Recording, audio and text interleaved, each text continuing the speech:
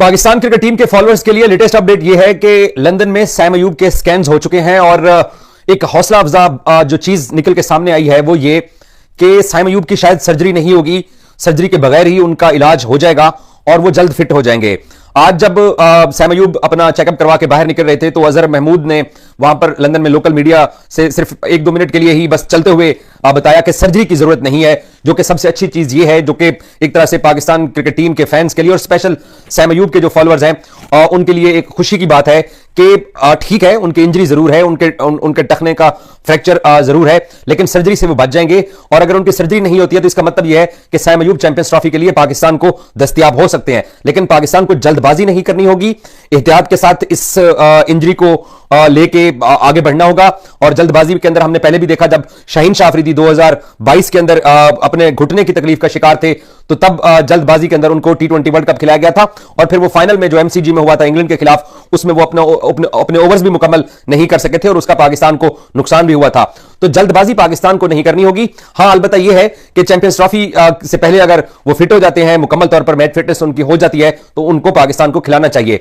दूसरी अपडेट यह है कि पाकिस्तान क्रिकेट सिलेक्शन कमेटी की तरफ से ICC को 12 दिसंबर से पहले अपने 25 प्लेयर्स की लिस्ट भिजवानी है और जरा ये बताते हैं कि सैम अयूब को पाकिस्तान अपने चैंपियंस ट्रॉफी के इब्तदाई जो प्लेयर्स का स्क्वाड है, जो कि 12 फरवरी तक जाकर पाकिस्तान अपने 15 रुकनी प्लेयर्स का ऐलान करेगा, सो सैम अयूब को पाकिस्तान अपने इब्तदाई स्क्वाड के अंदर शामिल करने जा रहा है। फखर जमान भी शामिल होंगे, अब्दुल्ला शफीक भी शामिल होंगे और मुमकिन तौर पर इमामुल हक के भी 25 रुकनी प्लेयर्स के स्क्वाड के अंदर शमूलियत के इम्कानात हैं, क्योंकि सिलेक्शन कमेटी के जो मेन प्लेयर हैं वो हैं आकिब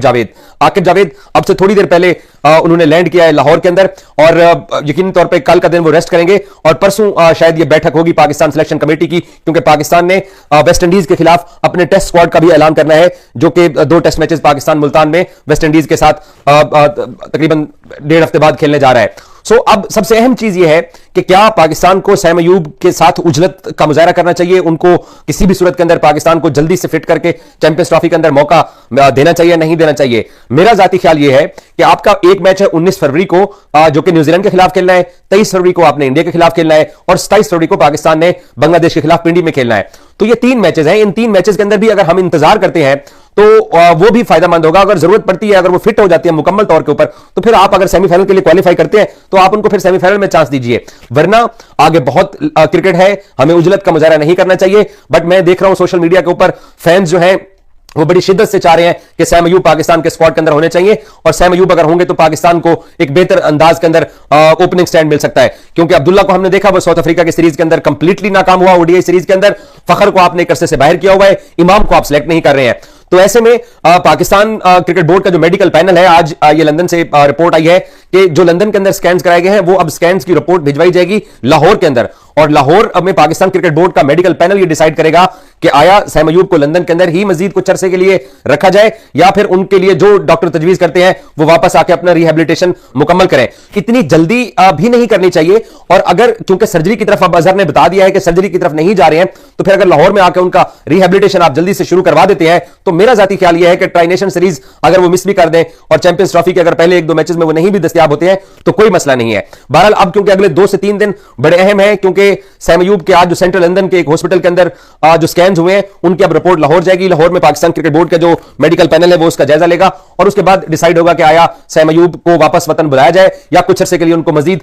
लंदन में रखा जाए। दूसरी तरफ जैसे मैंने आपको बताया कि चैंपियंस ट्रॉफी के इब्तदाई रुकनी स्क्वाड के अंदर भी उनको शामिल किया जा रहा है, फखर को भी शामिल किया जा रहा है, इमाम के चांसेस जरूर है, 50-50 है इमामुल हक का सिलेक्ट होना, बट मेरा जाती ख्याल यह है कि पाकिस्तान की सिलेक्शन कमेटी को इमामुल हक का वो रिकॉर्ड देखना चाहिए जो उसने पाकिस्तान के अंदर पाकिस्तान की विकेटों के ऊपर वनडे क्रिकेट के अंदर जो उसने इंटरनेशनल मैचेस में किया हुआ है। आप लोगों को 2022 की पाकिस्तान ऑस्ट्रेलिया की वनडे सीरीज भी याद होगी, जहां पर प्रॉब्ली 2 मैचेस के अंदर ऑस्ट्रेलिया ने पहले बैटिंग की, एक मैच में 347 किया, दूसरे में 330 के करीब स्कोर किया और पाकिस्तान ने वो चेज किए और इमामुल हक ने वहां पर सेंचुरी भी की और स्कोर भी किया। और बाज लोगों से मैंने आज भी सुना है कि वो ये कह रहे हैं कि जी बाबर आजम को ओपनिंग करवा दें। बाबर आजम वनडे क्रिकेट के अंदर 1 डाउन के प्लेयर हैं, उनको 1 डाउन ही रखना चाहिए। अगर आपको सैम दस्तयाब नहीं होते हैं तो ये वाले एक्सपेरिमेंट नहीं करने चाहिए हमें कि बाबर के साथ हमें ओपनिंग करवा देनी चाहिए। बहुत सारे लोग तो अब ये भी बात कर रहे हैं कि साउथ अफ्रीका में बाबर ने ओपनिंग की सैम अयूब की जगह के ऊपर, तो अब जो है वो पाकिस्तान को